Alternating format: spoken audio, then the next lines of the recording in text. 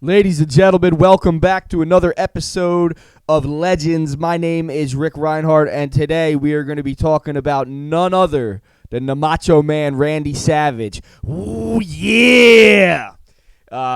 Savage first broke into the wrestling business in '73 when he was actually on break from baseball. When it was baseball's off season, his first character was the Spider, which was similar to Spider-Man.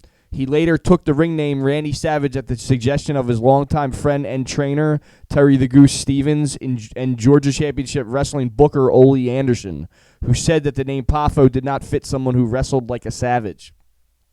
The Macho Man nickname was adopted after his mother, Judy Poffo, read a Reader's Digest article predicting that the phrase would become the next hot term. The Macho Man entered into the WWF in 1985, and he lasted there until 1994.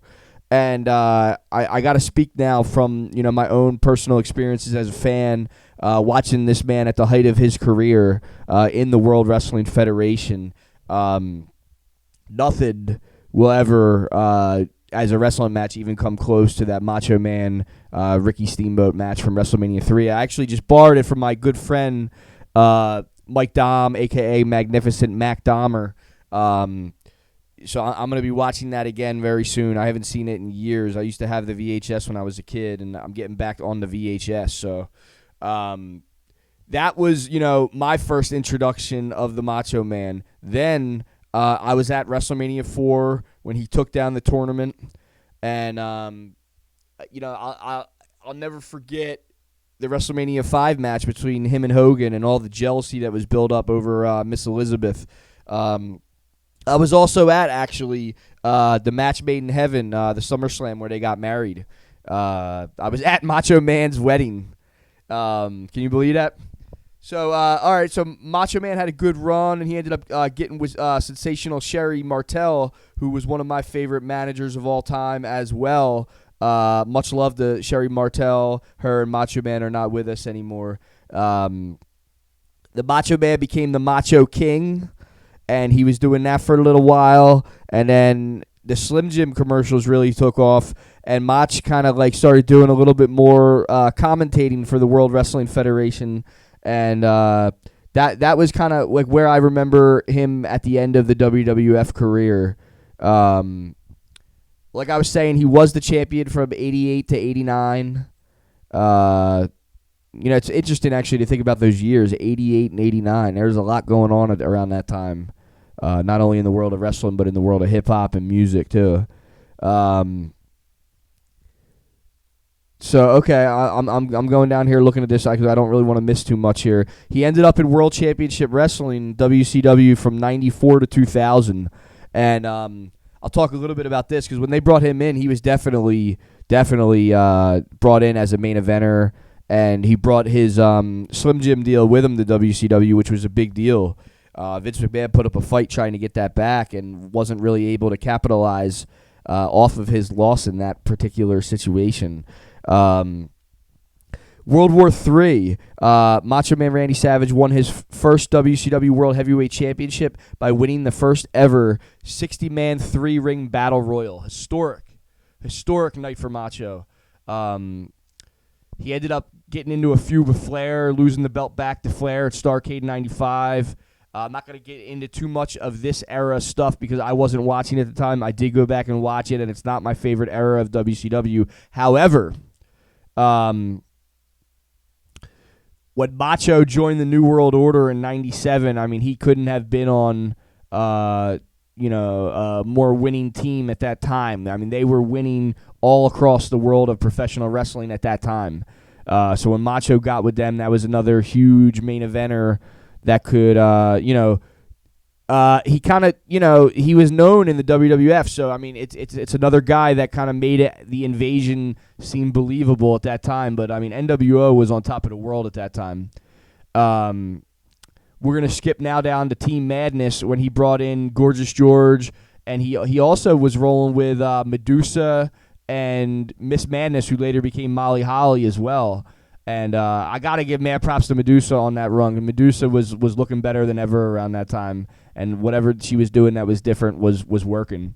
At the Great American Bash, Sid Vicious returned to WCW and helped Savage to attack Kevin Nash. See, this is a part of the era that starts to get a little confusing with the NWO guys, because there were so many guys, and then they started fighting with each other, and nobody really cared about the split in the NWO, to be honest. NWO was becoming a thing of the past at this point, which was sometime around 99, 2000. I did not see this, but it says that Total Nonstop Action Wrestling from 2004, Savage returned to professional wrestling at TNA Victory Road by confronting Jeff Jarrett. He made his Impact debut on November 19th, confronting the Kings of Wrestling. At the end of next week's show, he led a group attack on them. He, Jeff Hardy, and AJ Styles defeated them in his last match, so he was rolling with those guys, Jeff Hardy and AJ Styles, man. So Botch knew something if he was getting with some of the future stars of the business. Macho Man Randy Savage had an acting career. He did appear in Baywatch in '96, and he was with a couple other guys from WCW, and he was also on Walker, Texas Ranger, and Mad About You. Savage appeared in his first theatrical film in 2000, making an appearance as Macho Man character in the movie Ready to Rumble, which is something that I think all wrestling fans would like to forget about, to be honest with you. Not because of Macho, but just because of David Arquette ended up winning the WCW World title. A horrible idea from former WCW booker Vince Russo. Let me just say this one time for Jim Cornette. Fuck Vince Russo. Now, with that being said, I'm going to keep cruising down. Macho appeared in a lot of video games. I mean, countless video games. I can't even name them. There's so many. In his personal life, he was married to Elizabeth, which we saw when he got married to her at SummerSlam. We were there, you know. Macho Man Randy Savage and Hulk Hogan had a pretty serious feud, you know, that was going on behind the scenes. As Macho put it, sometimes the drama behind the scenes outdoes the stuff that's in the ring. And Macho Man hated Hogan, and that's real, man.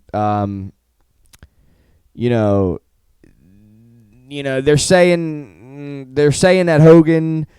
They're saying Hogan, Jimmy Hart, and Lenny Poffo, who's Macho's little brother or older brother. I don't know which one he is, but he's related to him. Said that they patched things up. I don't know about that. And I know that some people were upset that Hogan was the one that inducted him into the Hall of Fame as well. I'm not going to sit here and bash Hogan. Macho already did a great job of that. I'm going to now talk about Macho's death. On the morning of May 20th, 2011, Macho Man Randy Savage died at age 58 after suffering a sudden heart attack while driving with his wife in Florida. He became unresponsive and lost control of his Jeep Wrangler, crashing into a tree. Initial reports of Savage's death indicated that he had been killed in the collision, when in fact he and his wife had been wearing seatbelts and suffered only minor physical injuries in the crash. An autopsy performed by the medical examiner's office found that he had an enlarged heart and advanced coronary artery disease.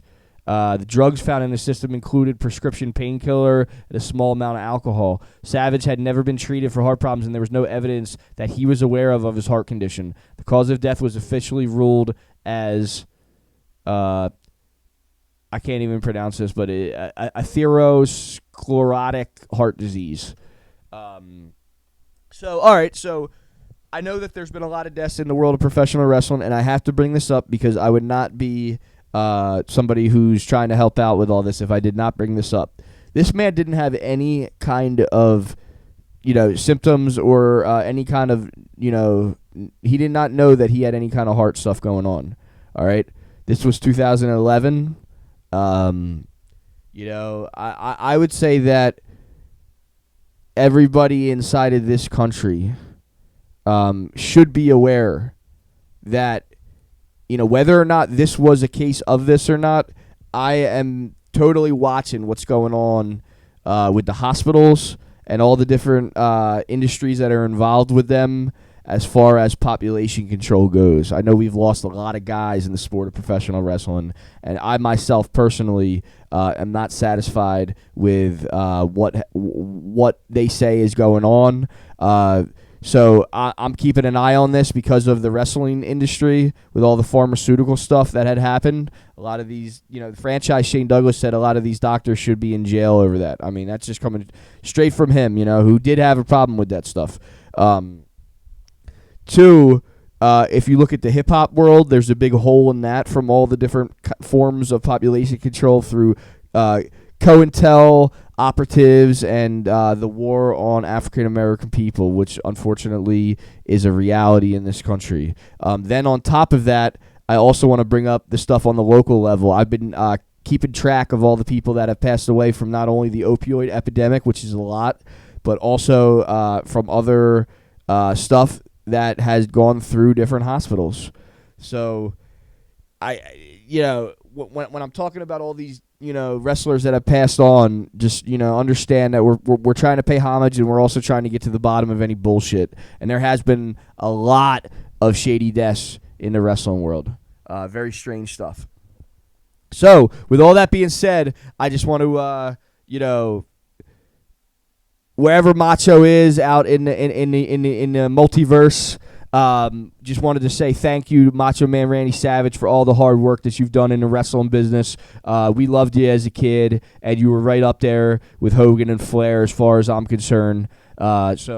Yeah, just wanted to say that. My name is Rick Reinhardt. This is another episode from the Pro Wrestling Archives, Legends, and let's keep pro wrestling alive, not only in the Northeast but all over the country. And if you're out there and you want to start your own league, you want to start your own federation, we need more stuff from all over the country. We need the territories to come back. So I hope you all like this. And this is Rick Reinhardt from the Pro Wrestling Archives checking out. Peace out.